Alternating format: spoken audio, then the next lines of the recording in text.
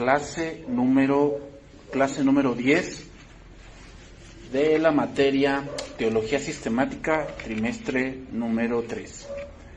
Ok, el punto que quiero tocar ahora, y vamos yendo por la parte final, estamos viendo el tema del pecado, la doctrina del pecado, ¿ok? Quiero ver el punto ¿qué es el pecado imperdonable? ¿Okay? Quiero ver este punto porque es importante, porque siempre surgen preguntas como, ¿hay algún pecado que Dios no pueda perdonar? La respuesta rápida es ninguno, ¿okay? Ningún pecado hay que sea tan extremo, vamos a ponerlo así, que Dios no pueda perdonar. Ahora, confundimos mucho perdón con consecuencias. Dios te puede perdonar tu accionar, la decisión que tomaste con respecto a un pecado, pero a veces las consecuencias continúan. ¿Ok? Vamos a ponerlo así, voy a poner un ejemplo. Imaginémonos a un hombre que se dedicó mucho a la inmoralidad y de repente le surge una enfermedad venérea. Sífilis, VIH, SIDA, herpes, ¿no? Que por cierto, hermanos, las enfermedades venéreas, el 70% de ellas no son curables, ¿ok? Entonces, encuentra a Cristo y se arrepiente y Dios lo perdona. ¿Su enfermedad sigue? Sí. ¿Dios lo puede sanar? Sí. Pero esa es la voluntad de Dios con respecto a su enfermedad, pero de que está perdonado, está perdonado. ¿Ok? Es decir, hermanos, por eso a veces confundidos que muchos dicen, es que Dios lo ha perdonado porque sigo viviendo esto. Bueno, es una consecuencia de, ¿ok? Pero no quiere decir que Dios no te haya perdonado. Entonces, ¿qué es el pecado imperdonable? Bueno, varios pasajes de las Escrituras hablan de un pecado que no será perdonado. Vamos a ver el pasaje que se toman en Mateo capítulo 12, verso 30. Vamos a ver ese pasaje y analizarlo un poco. ¿A qué se refiere con el pecado imperdonable? ¿Ok? Porque muchos al no entender esto, muchos piensan, es que, por decir, muchas veces pasa que al iniciar el cristianismo, pasa que la gente niega a Cristo. O sea, muchas veces pasa con su familia del mundo, su familia carnal. Llegan estas fechas de fin de año, Navidad, algún cumpleaños de la mamá, el papá, el hermano, y entonces te preguntan, tú que eres cristiano, y entonces en ese momento es una prueba para ti, y a veces dices, o muchos han caído en este punto de, no, yo no soy, o no, es que no, tú me confundes, o sea, yo sí voy, pero no soy todavía, y eso es negar a Cristo. Entonces muchos piensan, ya cometí el pecado imperdonable. Bueno, vamos a ver a qué se refiere. Mateo 12:30. El que no es conmigo, contra mí es, y el que es conmigo no recoge, desparrama. Por tanto os digo, todo pecado y blasfemia será perdonado a los hombres, mas la blasfemia contra el Espíritu no le será perdonada. A cualquiera que dijere alguna palabra contra el Hijo del Hombre le será perdonado, pero el que hable contra el Espíritu Santo no le será perdonado ni en este siglo ni en el venidero. ¿A qué hace referencia Jesús en este pasaje con esta afirmación? Bueno, primeramente vamos a analizar el contexto para saber a qué se refiere, ¿ok? Recuerden, hermanos, que un verso sin contexto es un pretexto, O sea, es que la Biblia dice así, pero no dice el contexto, es un pretexto nada más. Vamos a leer el contexto, ¿ok? Mateo capítulo 12, verso 22. Entonces fue traído a él un endemoniado, ciego y mudo, y le sanó de tal manera que el ciego y mudo veía y hablaba. Y toda la gente estaba atónita y decía, ¿será este aquel hijo de David?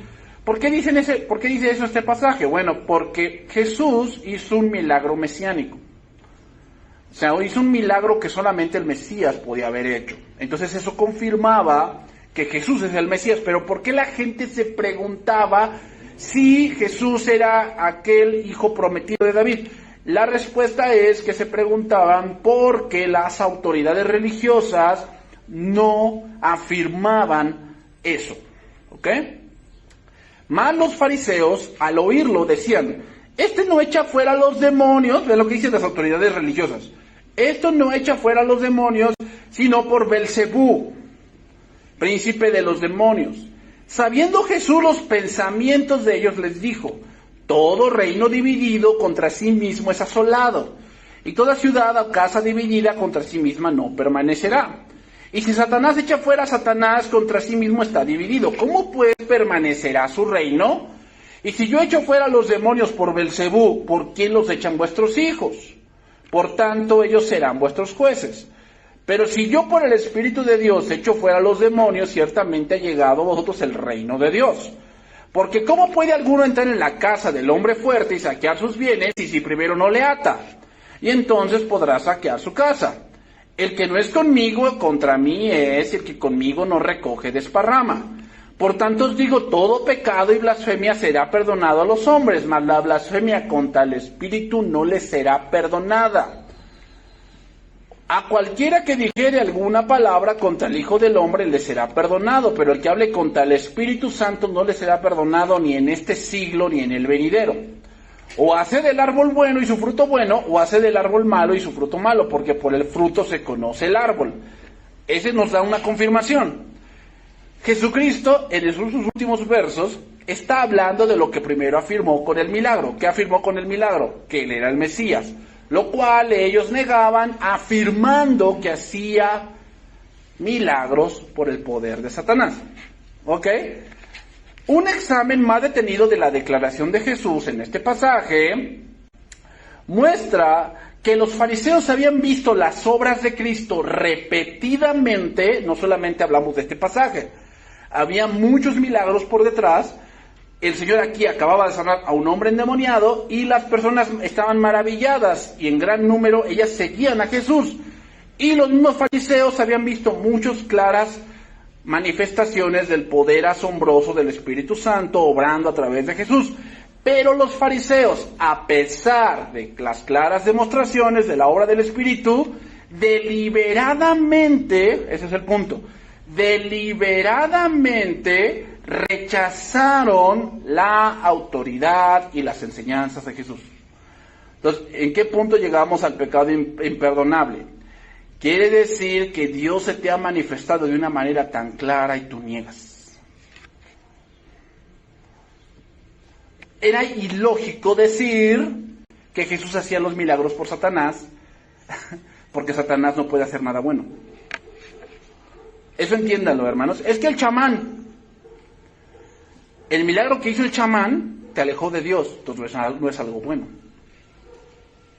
O sea, es que el punto, y nuevamente regresamos al punto de la soberanía de Dios. Si humanizamos todo, pensamos que es bueno porque me hace bien a mí. Déjense de ese tipo de argumentos, hermanos. Tienen que ir más allá. El punto de que es bueno es que glorifica a Dios, ese es el punto. No es si me conviene o si a mí me hace bien. Es glorifica a Dios, no glorifica a Dios, no es bueno. Entonces,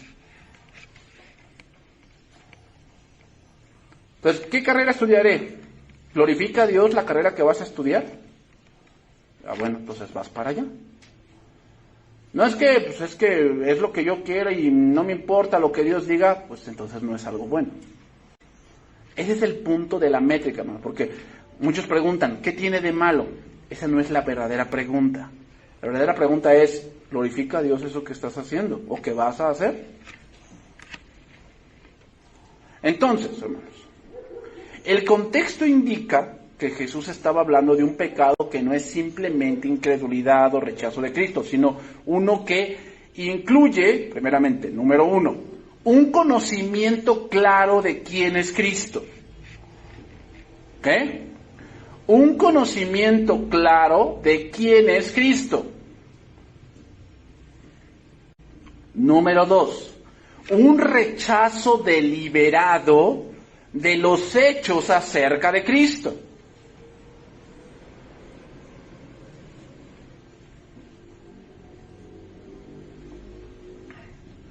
Y atribuir, número tres, atribuir maliciosamente la obra del Espíritu Santo al poder de Satanás. Hermanos, por eso necesitamos discernir muchas cosas. Por eso dice la Biblia en Primera de Pedro que el que quiere ver días buenos, que refrene su lengua. Si hablamos de más en algo que todavía no entendemos, vamos a caer en un punto donde nuestras palabras nos van a rebotar a nosotros, hermanos. ¿Por qué? Porque un día vamos a entrar en la misma situación. ¿Y qué va a pasar? Nos van a medir ¿con cuál vara? Con la vara de mis palabras. Con esa vara nos van a medir y no nos va a gustar eso. O sea, si a todos yo les ando diciendo que están en pecado, cuando a mí me pase algo, ¿qué van a decir los demás? Y no me va a parecer, ¿o sí? Pero ¿por qué viene un día así de malo? Porque no refrené la lengua. Es lo mismo aquí. Ellos hablaban de más sin haber ¿qué? Discernido la situación o sea, debían haberse sentado y decir, a ver, este milagro no puede ser de Satanás. ¿Por qué? Porque nadie ha hecho esto, porque la manera de sacar un demonio no es común, no es como los hijos lo sacan, por lo tanto no podemos decir que es de Satanás. ¿Pero por qué decían que era de Satanás? Por envidia, hermanos. Por envidia, por eso lo decían. Hermanos, este pecado es imperdonable porque aísla al pecador del arrepentimiento. Por eso es imperdonable, hermanos. Este pecado es imperdonable porque aísla al pecador del arrepentimiento y de la fe salvadora. Un comentarista, un reformador define este pecado así. Fíjate, el pecado imperdonable. Este pecado, así lo dice un reformador, consiste en el rechazo consciente, malicioso, deliberado y difamador en contra de la evidencia y convicción del testimonio de Dios. Nuevamente lo repito. Este pecado consiste en el rechazo consciente, malicioso, deliberado y difamador en contra de la evidencia y convicción del testimonio del Espíritu de Dios, atribuyéndolo por oído y enemistad, atribuyéndolo por oído, por odio y enemistad a Satanás. O sea, el móvil para hablar de esa manera es algo que está en el corazón, como el odio o la enemistad.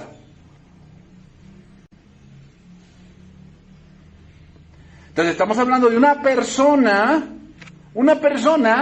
que ha visto obras de Dios, que ha comprobado muchas cosas en su vida, cómo Dios lo ha sacado adelante, cómo Dios lo ha librado de muchas cosas, cómo la palabra ha visto que ha sanado muchos corazones por el poder de la palabra de Dios, y él aún así niega. ¿Qué más se puede hacer por una persona así? Nada. Nada, hermanos. Entonces, si negué con mi familia, ¿es el pecado imperdonable? No, es un pecado de que pues te avergonzaste de Cristo y tienes que pedirle perdón a Dios. Pero ese no es el pecado imperdonable. Entonces, si digo yo, es que antes de llegar a Cristo, yo renegaba y me burlaba de Dios, ¿eso es el pecado imperdonable? No, ese no es el pecado imperdonable. El pecado imperdonable consiste en que tú ya tienes conocimiento, en que tú ya tienes algo ya conciso de Dios, y aún así tú reniegas de Dios. Ese es el pecado imperdonable. ¿Ok? Bueno. Bien, hermanos, habiendo visto este punto que me interesaba mucho, vamos a pasar al siguiente. Ok. Escatología. Vamos a estar estudiando un poco de la escatología. Yo digo que todo lo que resta del año me voy a llevar hablando de este tema, que es importante, que a mí me interesa que ustedes lo tengan entendido. Y como les digo, voy a dar una introducción acá y nuevamente los voy a repetir. En un punto de la escatología, estamos hablando de la segunda venida de Cristo, el juicio final, estamos hablando de el milenio, estamos hablando de el reino futuro, las nuevas cosas, la nueva Jerusalén, cielos nuevos, tierra nueva. Ok, ese es el punto de la escatología, las cosas futuras. La palabra escatología se deriva de una palabra griega escatón, ahí se deriva, escatón, que significa, designa aquellas realidades que trascienden la historia humana. Esa es la escatología. Aquellas realidades que trascienden la historia humana. Es decir, las cosas que están por venir.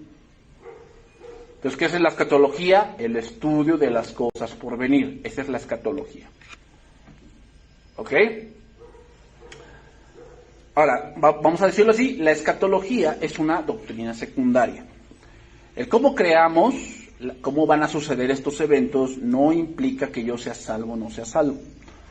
Ahora, vamos a entrar aquí a un punto donde yo, como se los dije la semana pasada, el hecho de que no crean como yo les voy a explicar cómo yo creo.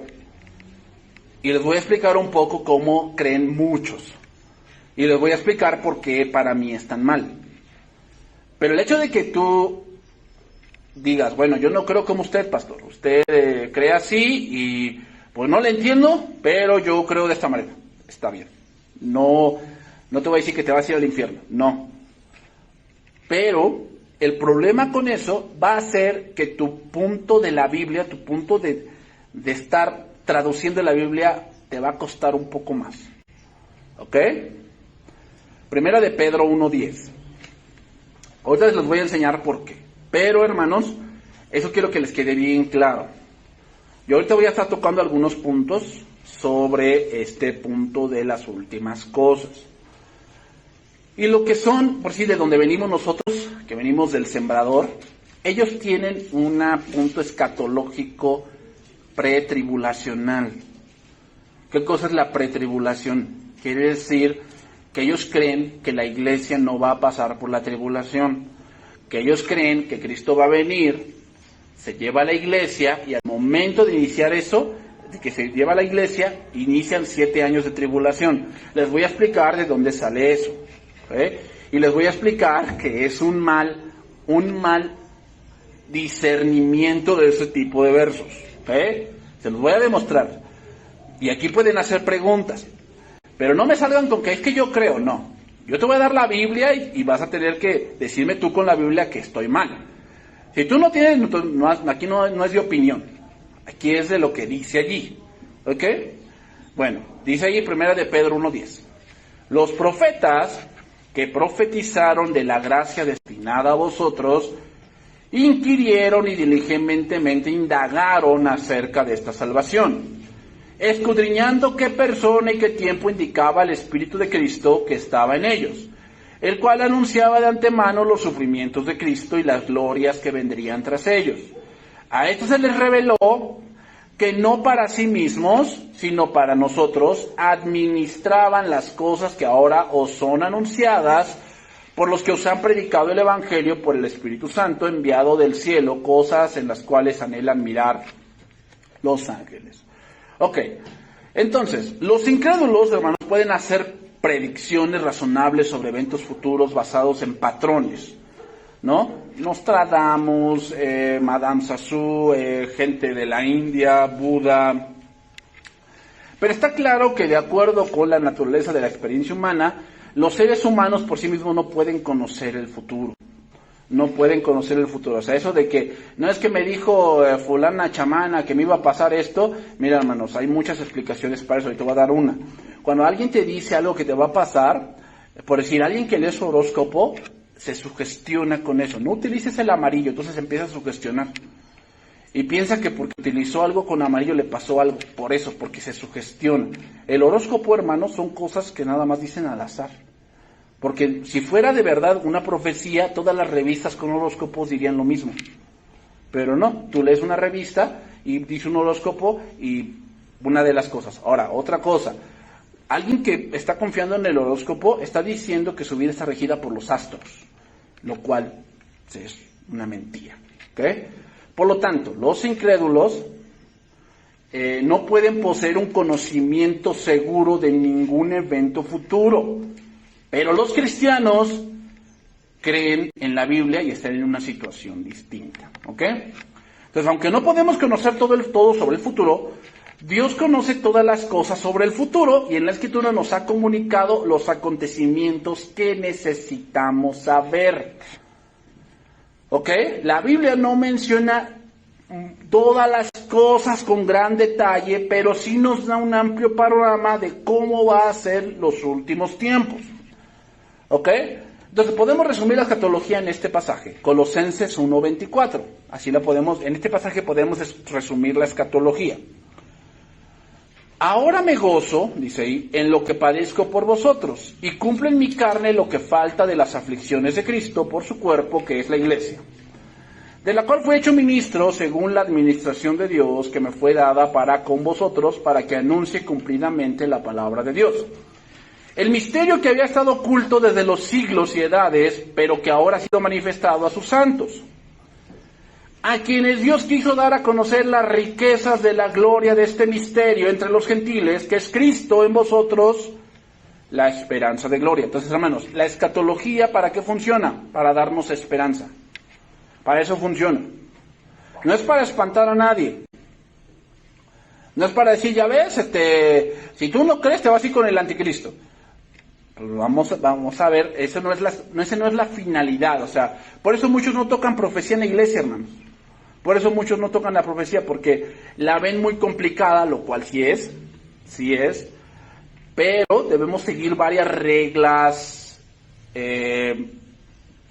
hermenéuticas para poder discernir, ¿ok?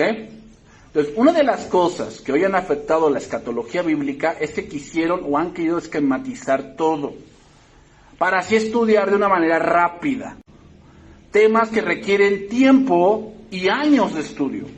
¿Ok? Esto ha provocado que se tengan ideas erróneas que en los primeros años de la iglesia estaban muy claras, pero que ahora no están en claro, y esto se debe al abandono y a las muchas formas que muchos han dado a la escatología. Entonces vamos al primer tema, la profecía bíblica. Vamos a ver cómo vamos a esquematizar esta parte de la profecía.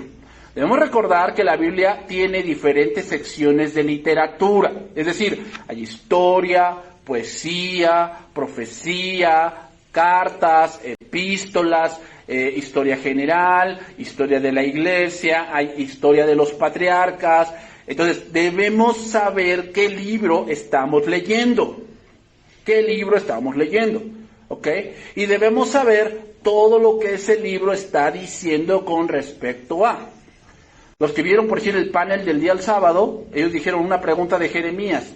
Y dicen, ¿es que se refiere al nuevo nacimiento? No, porque el libro de Jeremías habla de esto y esto y esto y esto y esto. Y teniendo todo eso, sabemos a qué se refiere ese pasaje. ¿Ok? No podemos sacar un pasaje nada más y decir, es que esto yo siento que no es para nosotros. ¿Y con qué bases lo dices? Bueno, es que aquí nosotros no somos Israel. Bueno, vamos a ver eso.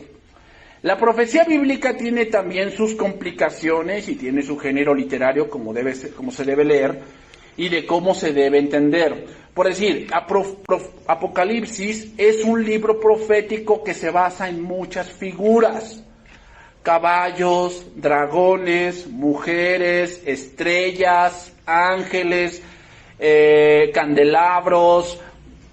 Muchas de esas cosas son figuras, hermanos. No se puede leer literal. O sea, cuando dice Apocalipsis capítulo 12, que vio a Miguel que luchaba contra el dragón, ¿a qué se refiere? ¿A un dragón japonés? ¿De los que conocen ahí? ¿O de los que salen en Juego de Tronos? Ese es un dragón. Hermanos, es una figura de algo. Cuando dice, vio una mujer vestida del sol, la Virgen María. No.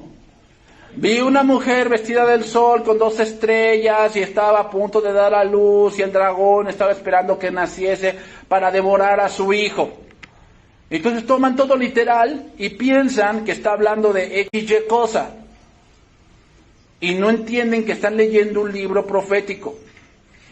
Cuando por decir Daniel habla de las 4 bestias, ¿a qué se refiere? A que no, pues vio 4 marcianos. No. Y ese es el problema, hermanos. Ese es el problema que muchos han tenido al leer la profecía. Por eso sacan cada rollo. No es lo mismo leer profecía que leer historia. Y ese es el error que algunos cometen. Entonces, hay tantos detalles, hermanos, envueltos en la profecía, y ubicarlos en el lugar correcto es algo muy difícil. Otra cosa, Apocalipsis no es un libro que sea cronológico. O sea, aquí pasó una cosa y aquí inmediatamente pasa esto. No. Sino que Apocalipsis es un libro que debe leerse por secciones. Y que una sección explica la anterior.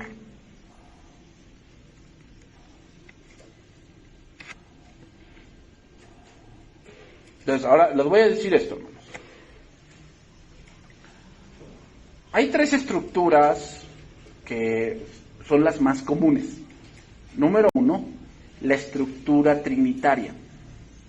Y esa es una estructura por la cual hoy hay apóstoles, supuestamente ellos. Así lo explican ellos. La Biblia, ellos dicen, se divide en 3 etapas grandes.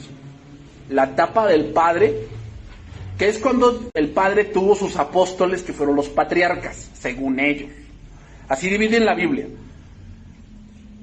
Y eso no es bíblico, no es bíblico. Eso es algo que ellos idearon para estudiar la Biblia.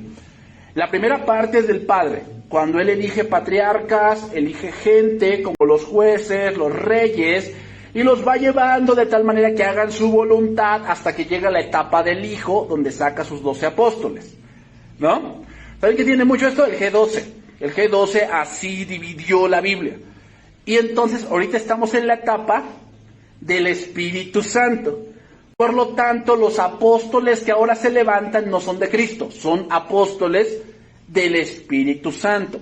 El problema con ese tipo de estructura es que no es bíblica. No se habla de eso en la Biblia. Porque si aceptáramos ese tipo de estructura, lo que pasaría es que diríamos que Cristo no actuó en el Antiguo Testamento, que Cristo estaba esperando su turno hasta que vino los evangelios.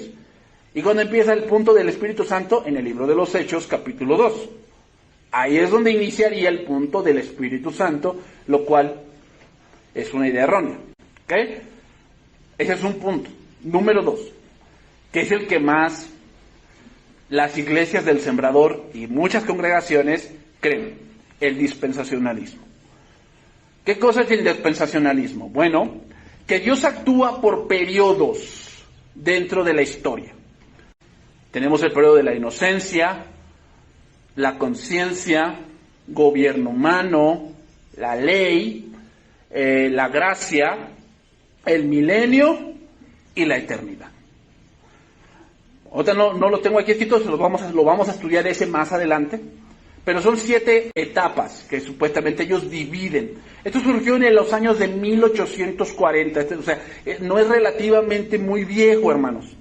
Surgió allí en Inglaterra y en Irlanda con un hombre llamado, no digo que sea falso, pero es un hombre llamado Scofield. De hecho, hay una Biblia con su nombre, la Biblia Scofield. Él sacó ese tipo de estudio de la escatología, la escatología de las dispensaciones.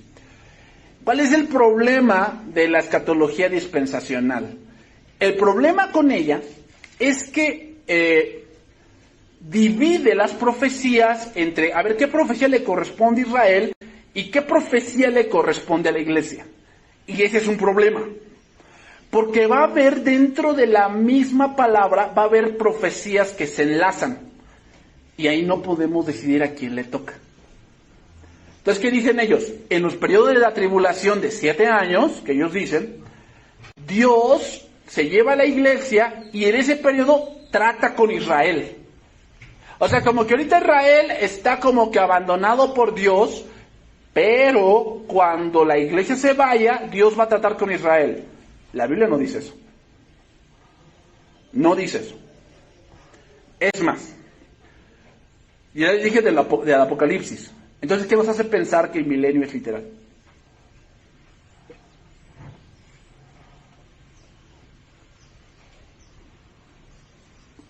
¿Qué nos hace pensar que el milenio es literal?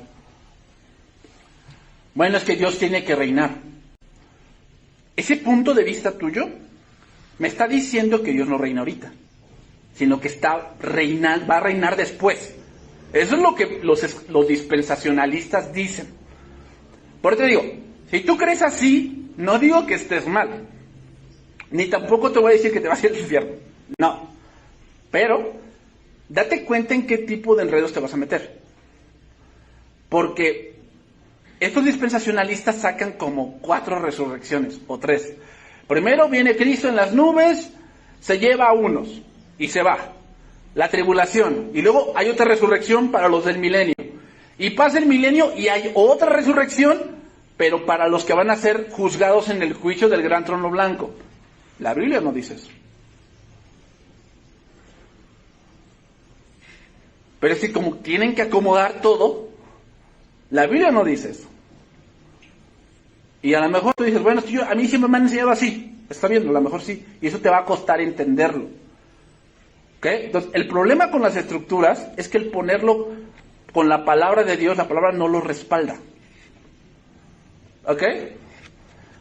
Entonces vamos a ver la estructura que sí respalda la Biblia. Y les voy a dar versos. Vamos a ver el primer verso. Mateo 12:31. Vamos a ver, ya les expliqué 2 estructuras, vamos a ver esta estructura, que esa sí la respalda la Biblia. ¿Ok? Y vamos a partir de allí. ¿Ok? Dice ahí. Mateo 12:31. Es un versículo que ya tocamos ahorita anteriormente. Y síganme con cuidado. Por tanto os digo, todo pecado y blasfemia será perdonado a los hombres, mas la blasfemia contra el Espíritu no le será perdonada. A cualquiera que dijere alguna palabra contra el Hijo del Hombre le será perdonado, pero al que hable contra el Espíritu Santo no le será perdonado ni en este siglo, ni en el venidero. Esa es la estructura que la Biblia marca. ¿Cuál? Estamos viviendo en este siglo. ¿Y cuál es la eternidad? El siglo venidero. Ahora, no hablamos, cuando vemos la palabra siglo, no hablamos de un periodo de 100 años. No hablamos de eso. Hablamos de un periodo indefinido que se utiliza Dios para lo que actuó. ¿Cuándo empezó este siglo? Desde la creación del hombre. Ahí empezó este siglo. ¿Y cuál es el venidero? La eternidad. Esa es la estructura que la Biblia marca. Vamos a ver más versos. ¿Ok? Entonces, la palabra siglo en el griego es la palabra aion. Esa es la palabra que se utiliza, aion. ¿Ok? Y la palabra griega encierra 2 ideas. Número 1, la designación temporal. Y número 2, la designación espacial. ¿Ok? Número 1, la designación temporal. Número 2, la designación espacial. Es decir, que puede designar un tiempo o puede designar un espacio. Voy a dar algunos ejemplos. Anoten. Gálatas 1:3. Gracia y paz sean a vosotros de Dios el Padre y de nuestro Señor Jesucristo, el cual dio a sí mismo por nuestros pecados para librarnos del presente siglo malo, conforme a la voluntad de nuestro Dios y Padre. ¿De qué habla Pablo aquí? Del presente siglo malo. Pues de las cosas que están ocurriendo hoy en este momento. O sea, cuando decimos, es que estamos en un siglo que es muy malo, ¿a qué nos referimos? ¿Al tiempo? No, al espacio en el que estamos viviendo. Estamos viviendo en un espacio malo. Entonces aquí siglo es espacial. Es de espacio, es del momento en el que estamos viviendo. ¿Ok?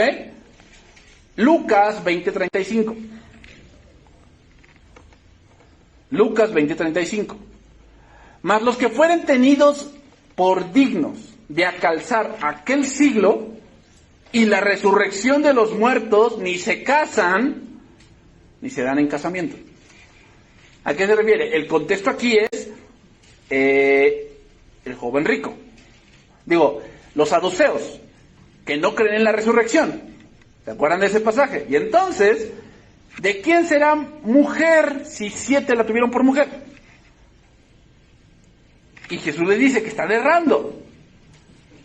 Porque en este siglo se casan, pero en el siglo venidero, ¿qué? Ni se casan. ¿A qué siglo se refiere? Es un lugar en el tiempo.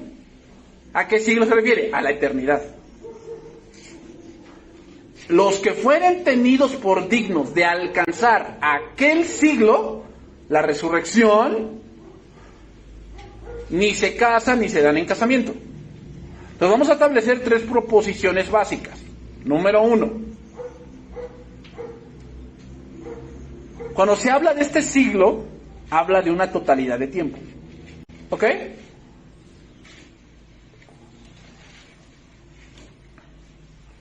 Y voy a repetir nuevamente ese pasaje. A cualquiera que dijera alguna palabra contra el Hijo del Hombre, le será perdonado. Pero el que hable contra el Espíritu Santo, no le será perdonado ni en este siglo, ni en el venidero. ¿A qué se refiere? Jamás. Porque el venidero es la eternidad. Y en este siglo, pues es el que estamos viviendo. Entonces cuando dice Jesús, no se le será perdonado ni en este siglo, ni en el venidero, ¿qué quiere decir? Jamás. Lo voy a leer en otra versión o en otro evangelio. Marcos 3:28. De cierto os digo que todos los pecados serán perdonados a los hijos de los hombres, y las blasfemias cualquiera que sean. Pero cualquiera que blasfeme contra el Espíritu Santo no tiene jamás perdón, sino que es reo de juicio. Entonces, ¿a qué se refiere el siglo, este siglo y el venidero? Este siglo se refiere a lo que estamos viviendo ahorita, y el venidero, ¿a qué se refiere? A la eternidad.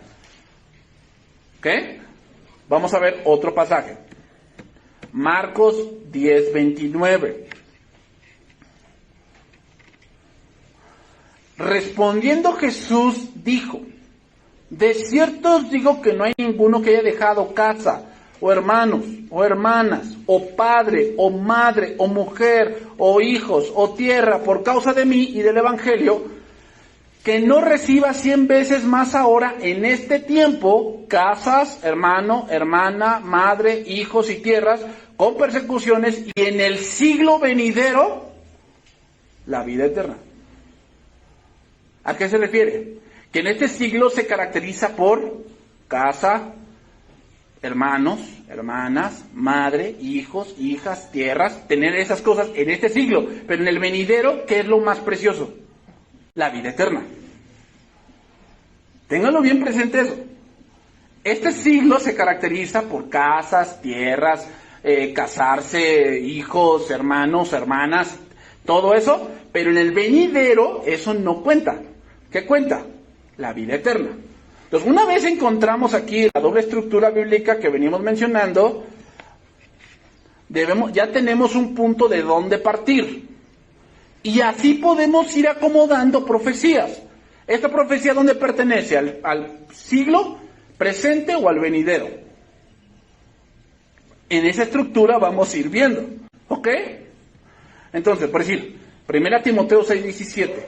Y vemos que eso está en toda la Biblia, hermanos. A los ricos de este siglo. ¿Por qué dice de este siglo? Porque en el venidero todos somos ricos. Es obvio.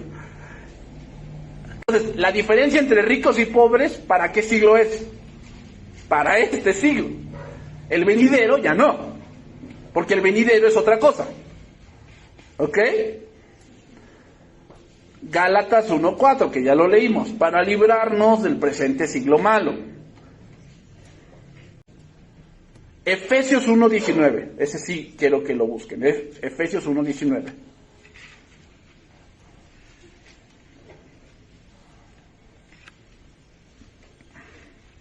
Efesios 1:19. Vean que esto sí lo dice la Biblia, eso de las edades de tiempo de las dispensaciones fue algo que ellos vieron, y lo voy a estudiar más adelante para que tengamos el punto ahí comparativo, pero ellos hicieron las edades por cómo Dios trataba con la gente. ¿Ok? Por si el periodo de la inocencia, ¿dónde acaba? En la caída. Ahí acaba el periodo de la inocencia. Entonces empieza ¿cuál? El periodo de la conciencia. ¿Dónde acaba la conciencia? En el diluvio. Dios dejó que el hombre anduviera por su conciencia, no se hizo bien, porque Génesis 6 dice que todo el signo del corazón del hombre era continuo hacer el mal. Vino el diluvio, ahí se acabó otra dispensación. Empieza otra, ¿cuál? Gobierno humano. ¿Y esa otra dónde acaba? Hasta la ley, Moisés. Ahí empieza entonces el periodo de la ley. ¿Ok? Así lo hacen ellos, pero no es bíblico eso, no lo dice la Biblia. Pueden argumentar con ciertos pasajes, pero no son claros. ¿Ok? Versículo 19 de Efesios. El cual la supereminente grandeza de su poder para con nosotros, los que creemos, según la operación del poder de su fuerza, la cual operó en Cristo, resucitándole de los muertos y sentándole a la diestra en los lugares celestiales, sobre todo principado y autoridad y poder y señorío, y sobre todo nombre que se nombra, no solo en este siglo, sino también ¿qué? En el venidero. Entonces ya tenemos ahí esa estructura. La estructura es que estamos en este siglo y el que viene es el siglo venidero. Así es. ¿Ok? Entonces, punto número 2 de esta estructura. El siglo presente y el venidero son periodos distintos. ¿Ok? El siglo presente y el venidero son periodos distintos. Vamos a entenderlo con este pasaje.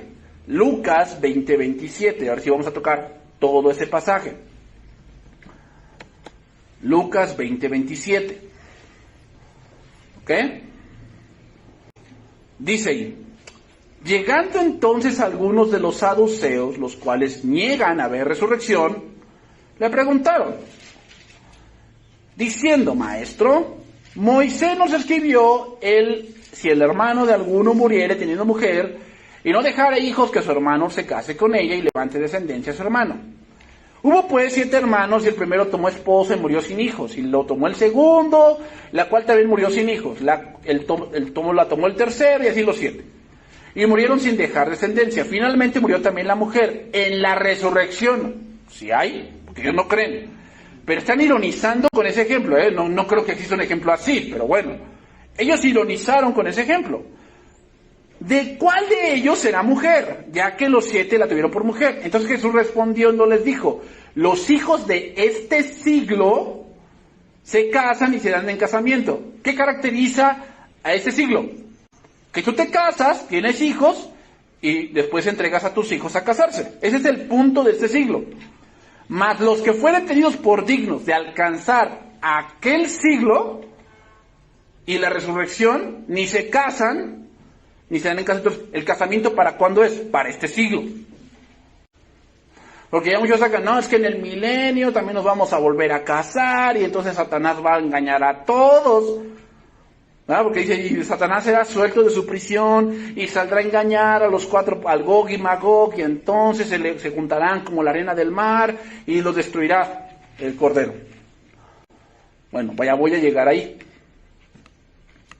Pero aquí dice que el presente siglo no tiene nada que ver con este siglo.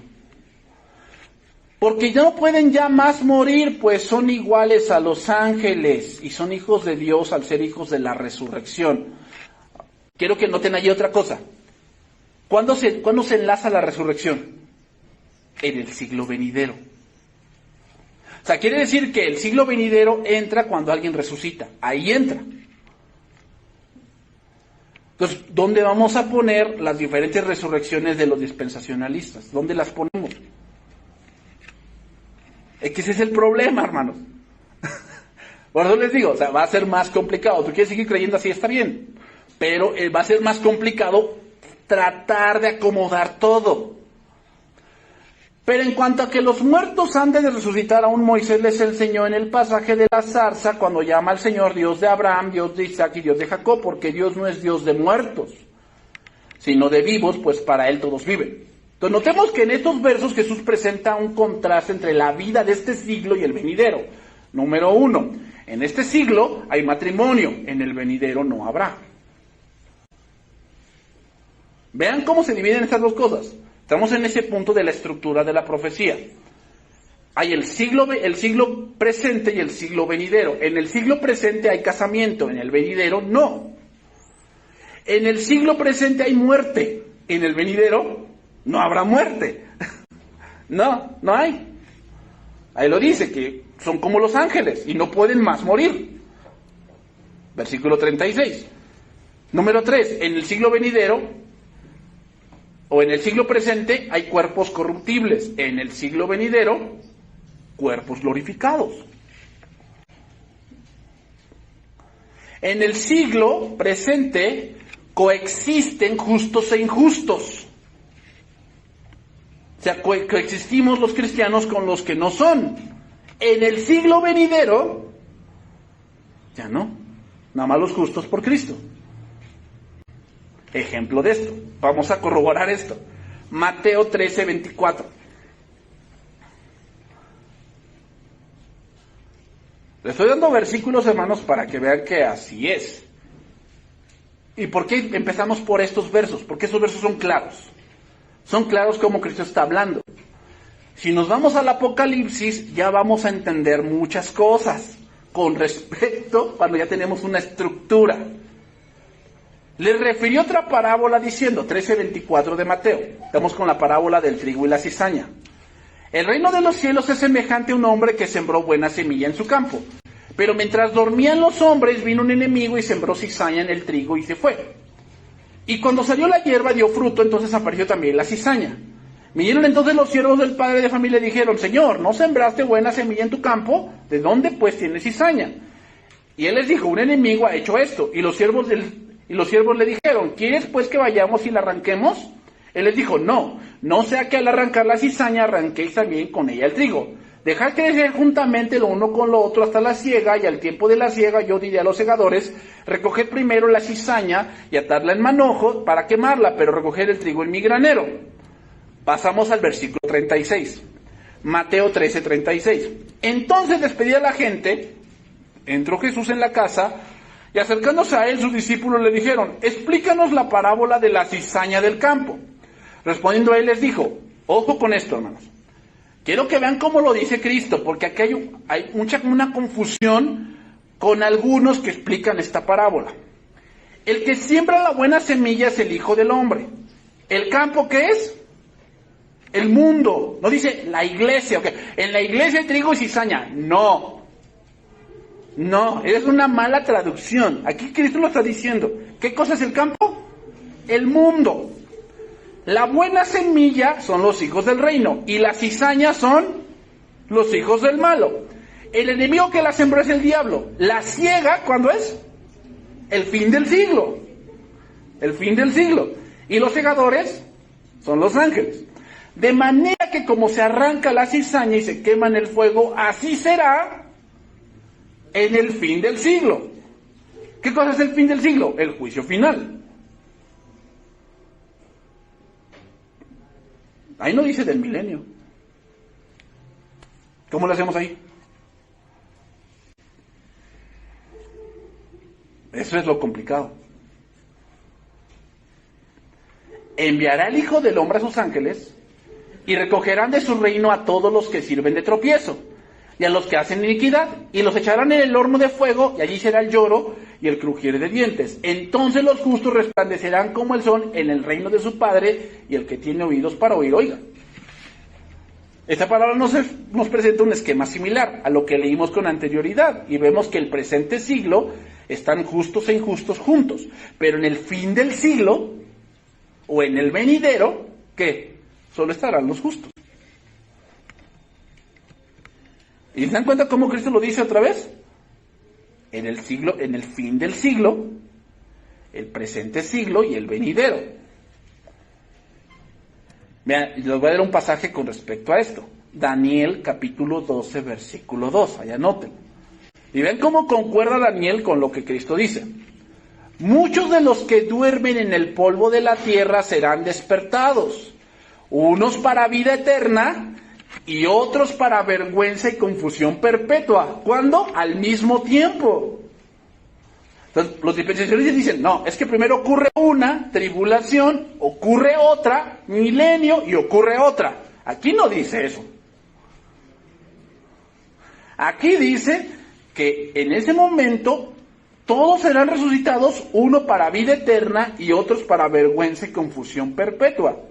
Los entendidos resplandecerán como el resplandor del firmamento, y los que enseñan la justicia a la multitud como las estrellas a perpetua eternidad. ¿Y qué dice Cristo en la parábola de la cizaña?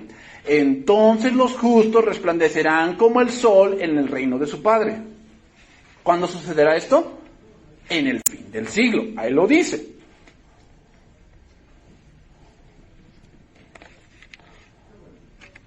Primera Timoteo 6:17. Y me voy yendo por la parte final porque ya me faltan 10 minutos.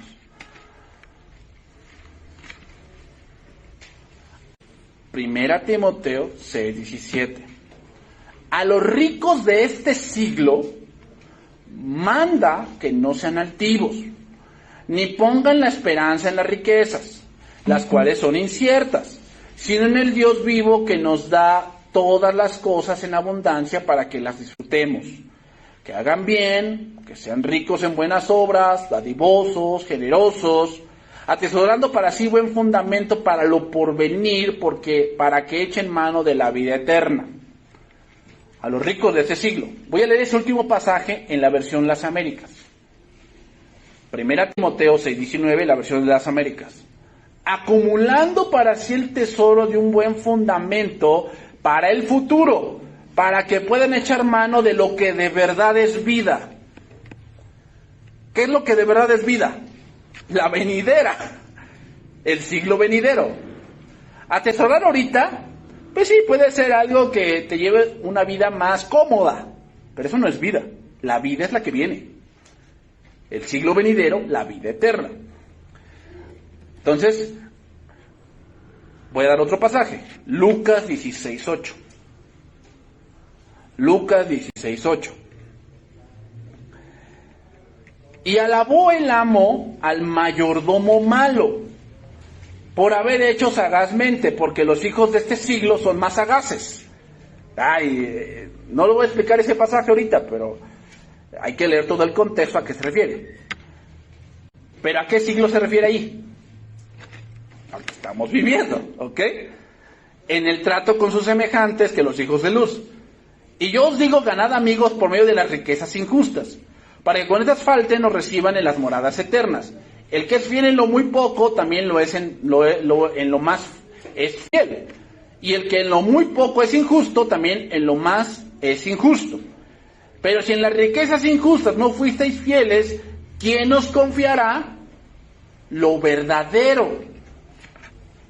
Lo verdadero, nuevamente, el mismo contraste. En este siglo hay desigualdad y en ciertas cosas los hijos de este siglo son más sagaces. ¿A qué se refiere? Pues a veces hacen cosas que tú dices, híjole, ¿cómo pudieron hacer esto y ganar millones de dólares? Pero en el venidero, solo los justos disfrutarán de las riquezas que de verdad importan.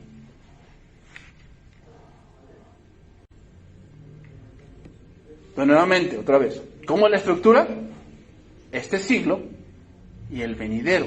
En este siglo se casan, en el venidero no. En este siglo mueren, en el venidero no. Tercer punto.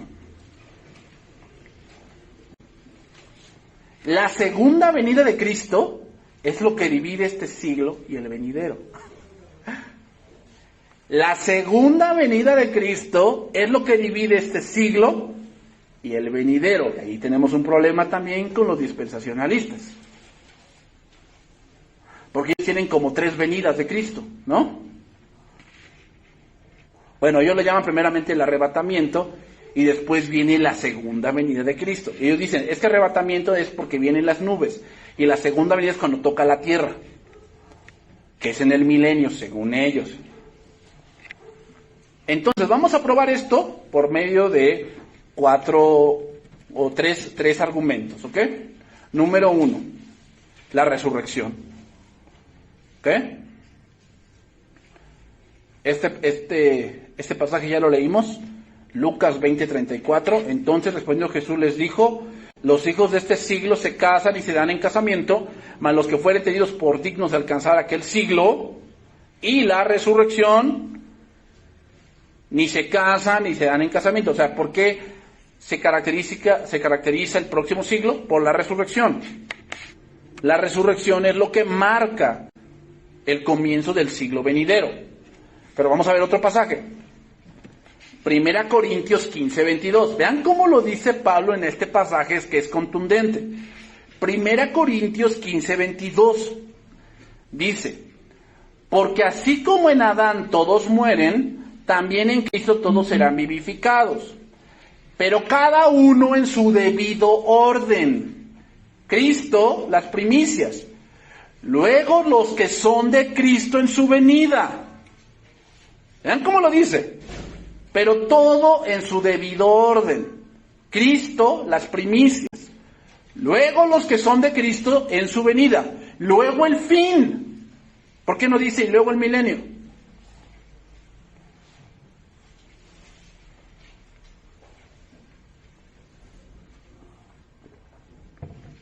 Porque si así fuese, Pablo lo diría.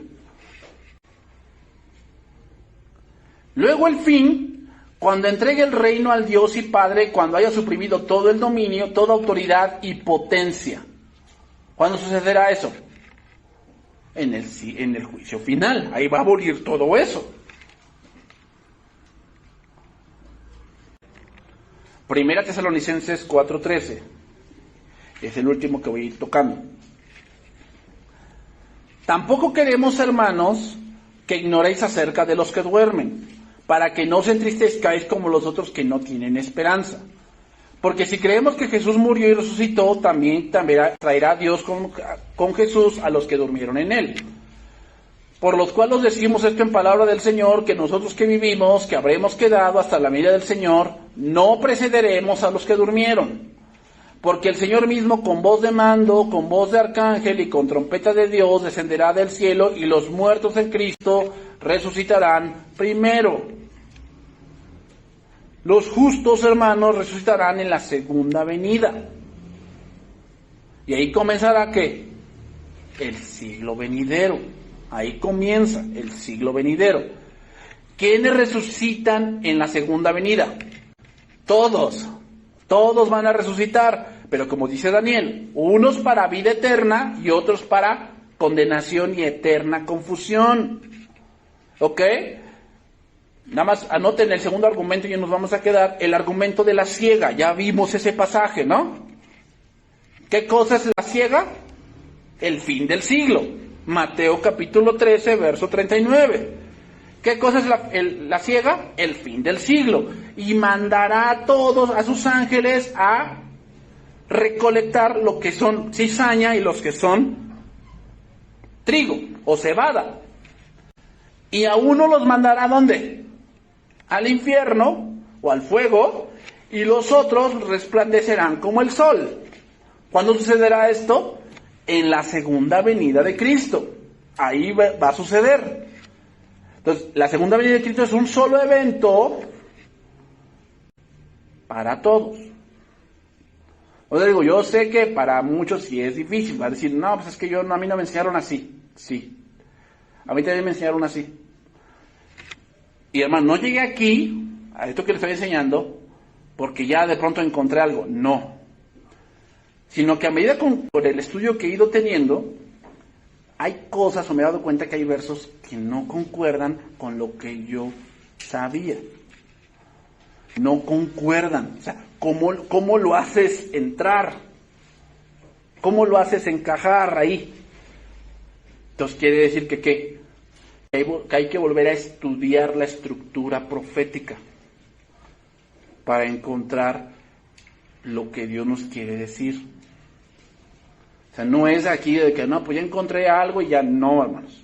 O sea, es algo que tú vas leyendo y vas viendo y vas estudiando un poco más y te vas dando cuenta de que hay cosas que no encajan.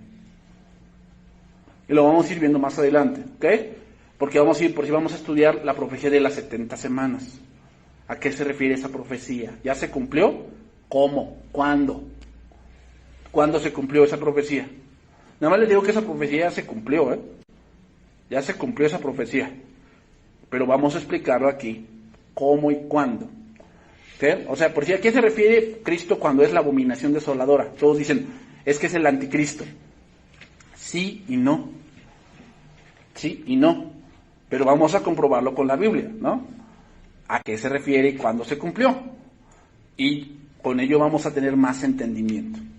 Vamos a orar, hermanos, y vamos a terminar este tiempo.